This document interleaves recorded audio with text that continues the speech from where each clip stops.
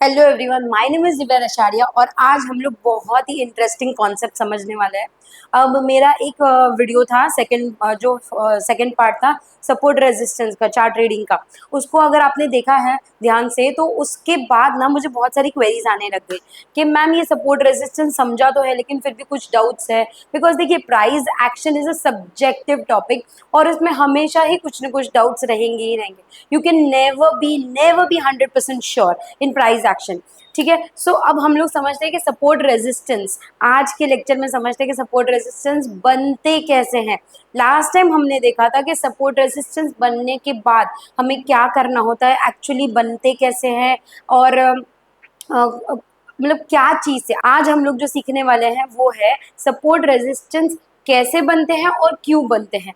ठीक है, सो यहाँ पे मैं आपको देखो उस सपोर्ट रेजिस्टेंस कैसे बनते हैं, क्यों बनते हैं, वो समझाने के लिए एक इम्पॉर्टेंट टॉपिक समझाना चाहूँगी जो है स्मार्ट मनी कॉन्सेप्ट। अब हम लोग जब मनी की बात करते हैं तो वहाँ पे दो टाइप के मनी होते हैं। एक होता है स्मार्ट मनी, एक होता है डम्प मनी।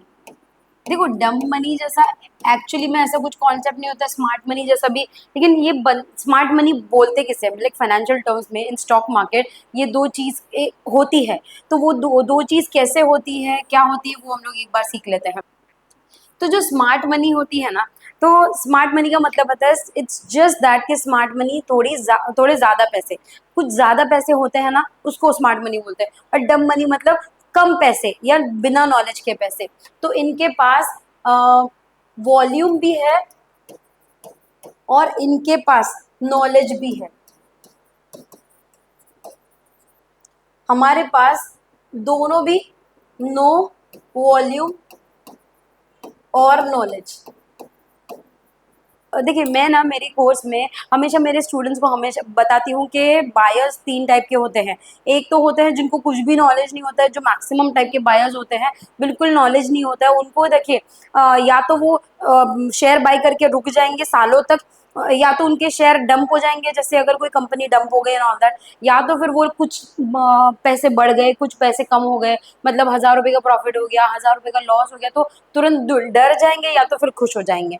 ठीक है, अब उसमें ये कॉन्सेप्ट तो उन लोग में आता ही नहीं कि हमने लगाए कैसे और कितने पैसे लगाए और कितने पैसे हमें मिल रहे हैं उसमें से, वो सारे कुछ चीजें आती ही नहीं है। तो वो नो नॉलेज वाली बात हो जाती है। अब कुछ बायर्स उसमें से ऐसे रहते हैं जिनको थोड़ा बहुत नॉलेज है, थोड़ा बहुत प्लानिंग से करते हैं। ठीक है, तो वहां पे लेकिन ये जो है उसमें से कुछ परसेंटेज जो बायर्स है वो नॉलेज वाले वहां पे चले जाते हैं, और जहाँ पे वॉल्यूम पैसा ज्यादा है, ठीक है, वहां पे आता है स्मार्ट मनी कॉन्सेप्ट। पैसा ज्यादा है तो वो नॉलेज को खरीद सकते हैं, ऑफकोर्स नॉलेज को लेके आएंगे और पैसे को बढ़ाएंगे। लेकिन हमारा ये नॉर्मली बाकी सब लोग के पास क्या होता है, एक तो नॉलेज तो है नहीं ना, पैसे हैं, तो वो लोग क्या करना चाहते हैं, बेसिकली सबसे गलत चीज जो वो करना चाहते हैं वो है कम पैसे से ज्यादा पैसे बनाना। ठीक है, अब बनते हैं, ऐसा नहीं कि बिल्कुल भी नहीं बनते, लेकिन मेहनत लगती है, वो उनको मानना नहीं है, समझना है नहीं। अब यहाँ पे वो तो ऐसा समझ रहे कि स्टॉक मार्केट ऐसा लॉटरी के टिकट जैसा है, जैसे मैंने 100 रुपये 500 रुपये में खरीद लिया और मुझे करोड़ों की लॉटरी लग जाएगी। यहाँ पे वो गलत है। और स्मार्ट मनी के पास पैसे बहुत ज्यादा है और इसीलिए वो थोड़े थोड़े पैसे से बहुत ज्यादा पैसे बनाना चाहते हैं। ठीक है, ओके, तो अब ये कॉन्सेप्ट के हिसाब से मैं आपको समझाऊंगी कि सपोर्ट रेजिस्टेंस कैसे बनता है और कौन बनाता है। अब पहले तो ये समझ लीजिए कि ये जो सपोर्ट रेजिस्टेंस जो है ना वो सिर्फ स्मार्ट मनी बना सकता है। अब देखिए, स्मार्ट मनी के पास पैसे कितने होते हैं, जैसे स्मार्ट मनी हम लोग ले लेंगे तो ये कौन होता है, पहले फॉर एग्जाम्पल जो भी FIIs है, DIIs है, या तो फिर HNIs है, ठीक है, या तो फिर जिसके पास भी बड़े पैसे हैं वो सारे स्मार्ट मनी में आते हैं, क्योंकि उनके पास पैसे बहुत ज्यादा है, क्वांटिटी वॉल्यूम बहुत ज्यादा है। ठीक है, तो अब जो FIIs और DIIs की बात करते हैं तो हम लोग DII फॉर एग्जांपल ले लेते हैं कि LIC। ठीक है, LIC ने बहुत ज्यादा लोगों से कुछ थोड़े थोड़े पैसे, बहुत ज्यादा, मतलब इंडिया का वॉल्यूम ज्यादा है, इंडिया में पॉपुलेशन ज्यादा है, तो बहुत ज्यादा लोगों से थोड़े थोड़े थोड़े पैसे करके बहुत ज्यादा पैसे जमा कर लिए। ठीक है, तो अब सोचिए कि उनके पास पैसे कितने हो सकते हैं स्टॉक मार्केट में लगाने के लिए। अब वो जो पैसे बनाते हैं वो स्टॉक मार्केट से बनाते हैं, be it in Indian stock market और forex foreign stock market whatever it is. लेकिन स्टॉक मार्केट ही इतना पैसा बना के दे सकता है कि वो जब 10,000 का मेडिक्लेम देती है, 10,000 का मेडिक्लेम देती है, तो उसके लिए हमें वो मतलब हमसे उन्होंने 10,000 रुपये लिए हैं, लेकिन उसके लिए हमें वो मेडिक्लेम जो क्लेम प्रोवाइड करती है वो 5 लाख तक का होता है। ठीक है, तो how do they manage this, मतलब इसके लिए इतना बड़ा मतलब 5 लाख के लिए सिर्फ उन्होंने 10,000 रुपये ही लिया हमसे। ठीक है, लेकिन मतलब 5 लाख रुपए के क्लेम के लिए उन्होंने सिर्फ हमसे 10,000 रुपये लिए। तो how do they manage such things, वो स्टॉक मार्केट ही कर सकता है और कोई नहीं कर सकता है। तो अभी आपको समझा कि वो स्मार्ट मनी का मतलब क्या होता है। जरूरी नहीं कि उनके खुद के पैसे हो। अब ये FIDIs भी होते हैं जो बहुत ज्यादा पैसे लेके बैठे हैं क्योंकि उनको कुछ ऑब्लिगेशंस फुलफिल करनी है, तो उनको इतने पैसे की जरूरत पड़ेगी और इतना प्रॉफिट उनको स्टॉक मार्केट दे सकता है, राइट। सो अब लेकिन उनके पास, जिनके पास नॉलेज होगा वही, मतलब लालच से आएंगे उनके लिए ये स्टॉक मार्केट है नहीं, प्लानिंग से वो लोग पूरा प्रॉपरली प्लानिंग करते हैं। तो फॉर एग्जाम्पल हम लोग कोई भी एक FII की बात ले ले, कुछ किसी भी एक एंटिटी की बात ले ले, तो स्मार्ट मनी के पास कितने पैसे होते हैं, तो मिनिमम हम लोग समझ लेते हैं कि 10,000 करोड़ रुपए हैं उनके पास, 10,000 करोड़।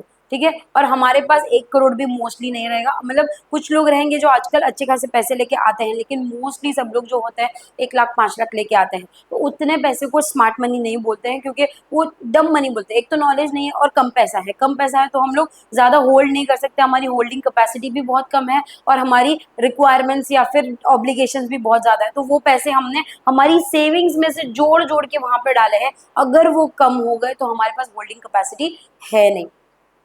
ठीक है, तो यहाँ पे इनके पास 10,000 करोड़ रुपए है। For example, this just an hypothetical example, मैं आपको समझाना चाहती हूँ कि ये यहाँ पे कैसे काम करता है और सपोर्ट रेजिस्टेंस कैसे बनता है। अब उनको बाई करना है, ये है स्मार्ट मनी।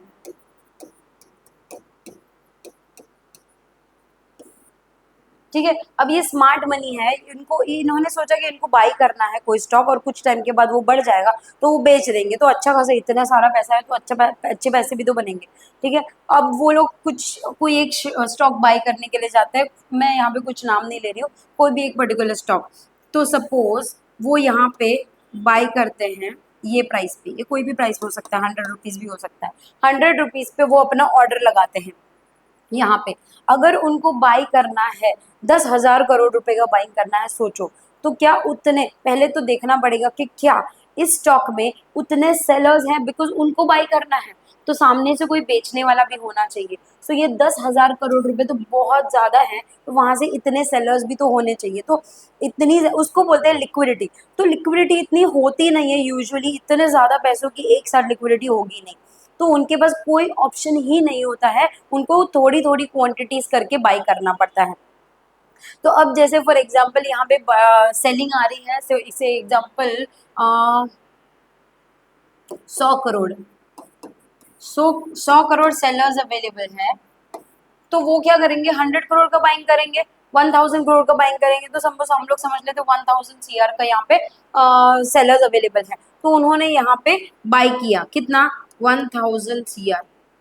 ये सिर्फ एग्जाम्पल दे रही हूँ मैं, जस्ट बिकॉज इन्होंने बाई किया, वहाँ पे सेलर्स थे और इन्होंने बाई किया, यहाँ से बाई करने की बिकॉज उन्होंने बाई किया, अब उनके पास तो 10,000 करोड़ है, उनको उन्होंने थोड़ा बाई किया तो यहाँ पे ये थोड़ा स्टॉक ऊपर गया, प्राइस ऊपर चले गया, 100 से सपोज 120 चले गया, 120 जाने के बाद क्या हुआ, अब प्राइस थोड़ा नीचे आएगा कभी, क्योंकि जो ट्रेंड है वो कभी भी ऐसे थोड़ी बनता है, वो तो ऐसे ऐसे ऐसे ऐसे बनता है ना। तो जब ऐसे थोड़ा सा नीचे आया, फिर वापस थोड़ा ऊपर जा रहा था, थोड़ा नीचे आया, तो 115 के आसपास यहाँ पे वापस से कुछ सेलर्स आए। ठीक है, तो वापस से सेलर्स आए तो उन्होंने थोड़ा और बाइंग किया, ऐसे कर करके उन्होंने टोटल मिला के 2,000 करोड़ का यहाँ तक बाइंग किया। ठीक है, 2,000 करोड़ का बाइंग करने के बाद यहाँ पे सेलर्स मतलब पूरे, अभी कोई सेलर है ही नहीं, कोई सेल करना ही नहीं चाहता क्योंकि यहाँ पे ऊपर चले गया मार्केट। अब क्या हो जाएगा, तो अब वो बाई कर सकते हैं नहीं, उनके पास अभी भी 8,000 करोड़ रुपए बच गए हैं, 8,000 करोड़ रुपए बच गए, अभी उनको बाइंग तो करनी है इसमें, लेकिन उनको क्या चाहिए, सस्ते में बाइंग चाहिए। तो अब वो क्या करेंगे, वो प्राइस को नीचे लेके आएंगे, वो सेलिंग करेंगे, क्यों सेलिंग करेंगे? उनको अभी सेलिंग करनी नहीं है, उनको तो अक्यूमुलेट करना है, लेकिन अभी उनको सेलिंग क्यों करनी पड़ रही है? लेकिन क्योंकि कोई सेलिंग ही नहीं कर रहा है, तो वो सेलिंग करेंगे तो सबको लगेगा भाई यहाँ पे सेलिंग आ रही है और प्राइस नीचे आ रहा है, तो हम निकल जाते हैं, अदरवाइज हमारा भी लॉस हो जाएगा। तो यहाँ पे जब स्मार्ट मनी एंटर हो रहे थे 2000 करोड़, तो उसके साथ साथ 100-200 करोड़ तो और भी सेलर्स आए, मतलब बायर्स आए रहेंगे, चल हम भी बाई कर लेते हैं, हम भी बाई कर लेते हैं, धीरे धीरे धीरे करके उन्होंने भी यहाँ तक बाई किया है, बराबर है। अब यहाँ पे 100-200 करोड़ वाले जो बायर्स आए, वो यहाँ पे उनकी बाइंग कहीं बीच में रही रही, यहाँ पे कहीं पे बीच में बाइंग है। अब उन्होंने बेचना शुरू कर दिया, तो वो क्या बोलेंगे, अरे भाई हमारा तो लॉस हो जाएगा, प्रॉफिट में है जितना है लेके निकलो, या तो फिर जितना मतलब लॉस ज्यादा नहीं लेना है तो अभी निकल जाते हैं कॉस्ट टू कॉस्ट। ऐसे करके वो धीरे धीरे धीरे इनके साथ साथ वो लोग भी निकलते जाते हैं, और जिन्होंने यहाँ पे नीचे कुछ लोगों ने बाइंग करके रखा है, वो लोग भी यहाँ पे निकलना शुरू करे, भाई उतना ऊपर गया था, हमारा तो लॉस हो जाएगा, उससे अच्छा निकल जाते हैं करके। तो धीरे धीरे करके वो लोग नीचे मतलब प्राइस को नीचे लेके आते हैं, अप्रोक्सीमेटली यहाँ पे 110 के आसपास लेके आ जाते हैं। अब आफ्टर दैट क्या हो जाता है, अभी उनको सस्ते में मिल रहा है, तो अब वो लोग क्या करेंगे, अब सब लोग बेचना शुरू कर रहे हैं, तो स्मार्ट मनी क्या करता है, वापस इन्होंने सपोज 1000 CR का यहाँ पे सेलिंग किया है। अब इसके बाद 1000 CR के सेलिंग के बाद क्या होता है कि अभी उनके पास वापस से 1000 करोड़ का ही स्टॉक बचा हुआ है, बाकी के 9000 करोड़ बच गए, अभी 9000 करोड़ बच गए। अब यहाँ पे वो लोग क्या करते हैं, सेलर्स क्योंकि ज्यादा आ गए हैं, भाव बहुत नीचे चले गया है, तो वो लोग क्या करते हैं, अब बाइंग करना शुरू करते हैं, लेकिन एक साथ नहीं कर सकते, जितने सेलर्स है उतना ही धीरे धीरे धीरे धीरे बाइंग कर करके वापस ऊपर लेके जाते हैं। अब यहाँ से थोड़ा सा और ऊपर लेके गए उसको बाइंग कर करके, क्यों लेके गए, अब यहाँ पे सपोज ये 150 है, 150 से थोड़ा सा और ऊपर लेके गए 155-60। लोगों को क्या लग रहा है यहाँ पे, भाई यहाँ पे सबको रेजिस्टेंस टूट रहा है और ये स्टॉक भाग रहा है। जब भाग रहा होता है ना स्टॉक, तो रिटेल ट्रेडर्स या फिर रिटेल इन्वेस्टर्स और जिसके पास नॉलेज तो है ही नहीं, तो वो लोग क्या करते हैं कि सबसे पहले अरे फोमो आ जाते हैं उनमें और बोलते हैं अरे मैं तो मेरे से छूट गया, ये तो बहुत स्टॉक भाग गया, 100 से मतलब 100 से 160 चले गया, 160 से और भागेगा, ठीक है। वो लोग सिर्फ अजम्पशन लगा रहे हैं, नॉलेज कुछ है नहीं। अब यहाँ से ऊपर जाने की बजाय यहाँ पे देखो, और सब लोग बहुत ज्यादा एंट्री ले लेते हैं रेजिस्टेंस टूटने के बाद, क्योंकि रेजिस्टेंस टूटने के बाद एंट्री लेनी होती है। अब यहाँ पे क्या हो जाता है, वो लोग क्या करते हैं, अरे भाई मैं तो सेलिंग करूंगा यहाँ पे, क्योंकि इनफ मुझे बायर्स मिल गए हैं और मैं यहाँ पे सेलिंग कर दूंगा, क्योंकि उन्होंने यहाँ पे और 2-3 हजार करोड़ की बाइंग कर ली थी। अब वो यहाँ पे थोड़ी थोड़ी थोड़ी करके और बाइंग करके इसको नीचे लेके आएंगे, और जिस जो जो भी यहाँ पे फंस गए थे वो निकलना शुरू कर देंगे, यहाँ पे अरे भाई हमें और लॉस नहीं चाहिए, हम निकल जाते हैं करके वो लोग भी निकलना शुरू कर देंगे।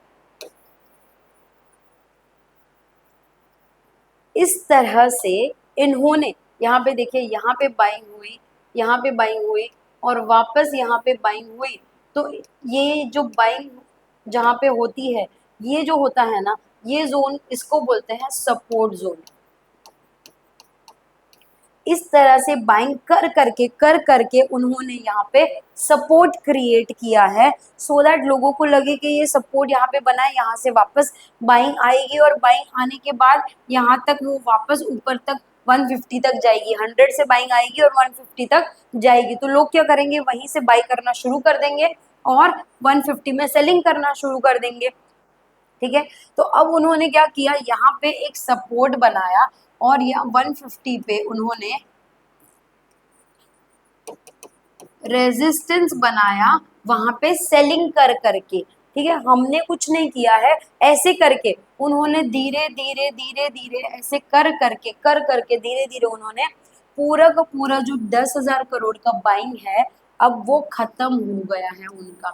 अब उनका जो बजट था ये स्टॉक के लिए वो खत्म हो गया 10,000 करोड़ का, तो उसके लिए हो सकता है 6-8 महीने साल भर लग जाए, कोई प्रॉब्लम नहीं है, डिपेंड करता है वो उतना लगे या कितना उनका बजट है, को क्या उनका प्लानिंग है, ये सब। अब ये मैं एक स्टोरी टेलिंग के जैसे क्यों बता रही हूँ, बिकॉज ये सच है, ऐसे ही मार्केट में पैसे बनते हैं। हम नहीं कर पाएंगे क्योंकि हमारे पास सबसे पहले इतने पैसे नहीं है, हम थोड़ी थोड़ी क्वांटिटीज बाई करेंगे, उससे कुछ फर्क नहीं पड़ जाएगा, ना ट्रेंड बनेगा ना कुछ बनेगा, ठीक है। अब यहाँ पे इसीलिए स्मार्ट मनी कॉन्सेप्ट को समझना जरूरी है, और लोग बोलते हैं स्मार्ट मनी के साथ चलो, स्मार्ट मनी के साथ चलो, तो कैसे चलना होता है, क्या करना होता है, वो समझ लेते हैं। अब इन्होंने यहाँ पे पूरा का पूरा क्वांटिटी अक्यूमुलेट करके रख दिया 10,000 करोड़ का खुद के पास। सब लोग से बिकवा दिया भाई, ये नीचे जा रहा है, नीचे जा रहा है। या तो फिर जैसे बहुत टाइम तक, जैसे बजाज फाइनेंस 4 या 5 साल से एक ही जोन में चल रहा है, मारुति ने भी बहुत 4-5 साल एक ही जोन में निकाल दिया था। ठीक है, तो वैसे टाइप के जो जोन बनाते हैं, ये जो जोन बनाया उसने काफी 2-3 साल 4-5 साल तक ऐसे जोन बनाने की वजह से क्या होता है, लोग थक जाते हैं।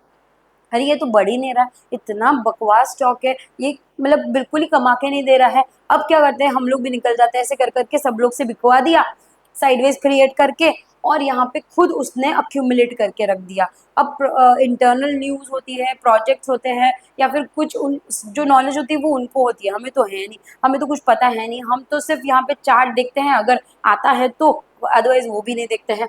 अब आता है ये कॉन्सेप्ट। अब क्या था ये, मैं नीचे वापस से बना रही हूँ। सपोज ये उन्होंने ऐसे साइडवेज जोन क्रिएट किया।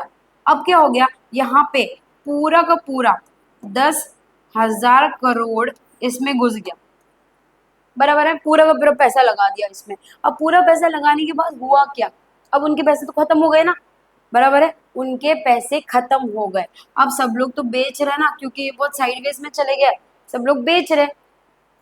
अब होगा क्या, अब वो बाय नहीं कर रहे, समझ में आ रहा है, उन्होंने बाई नहीं किया, या फिर अभी उनके पास सपोज फॉर एग्जांपल कुछ पैसे और भी बचे हैं, लेकिन उन्होंने अभी बाई करना बंद कर दिया, बिकॉज उनको अभी वापस लिक्विडिटी क्रिएट करनी है, उनको और सस्ते में ये स्टॉक चाहिए।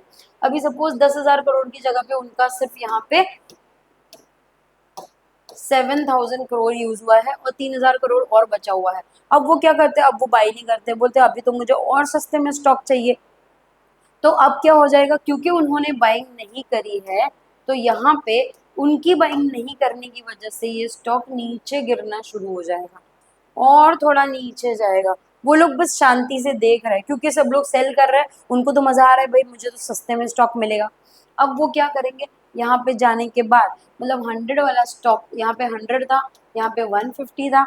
अब क्योंकि बहुत प्राइस घट गई है, अप्रोक्सीमेटली 70 रुपीज के आसपास आ गई है, यहाँ पे 70 रुपीज पे आने के बाद अब वो क्या करते हैं, पूरा का पूरा 3,000 करोड़ का बाइंग यहाँ पे कर देंगे। यहाँ पे बाइंग करने की वजह से स्टॉक सीधा ऊपर, समझ में आ रहा है, सीधा ऊपर, और जिसने भी यहाँ पे सेलिंग करी है वो लोग फंस जाएंगे। ठीक है, इसलिए मैं हमेशा बोलती हूँ कि हमें रिटेस्ट में एंट्री करनी चाहिए। अब मैं समझाती हूँ कैसे रिटेस्ट में एंट्री करनी चाहिए, उसके पहले ये समझना बहुत जरूरी है कि ऐसा करना क्यों चाहिए। मैं जो बोल रही हूँ वो समझा रही हूँ कि आपको ये करना चाहिए, लेकिन क्यों करना चाहिए वो भी तो समझाना जरूरी है, राइट।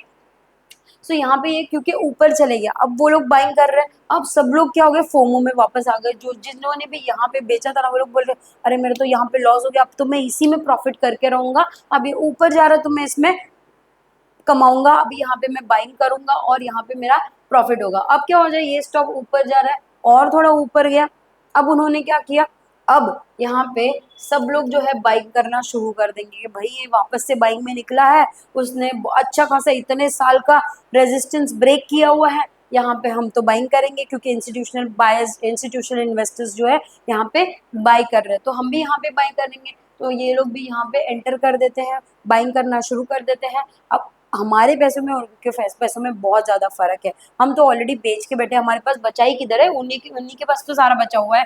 तो वो क्या करेंगे, हमने बाई करना शुरू किया क्योंकि हमारे पास कुछ बचा नहीं है, हमने जो कुछ और पहले मतलब थोड़ा टाइम पहले जो बेच दिया था, अब हमें रिग्रेट हो रहा है, हमें दुख हो रहा है कि हमने क्यों बेचा, ये तो कितना भाग गया।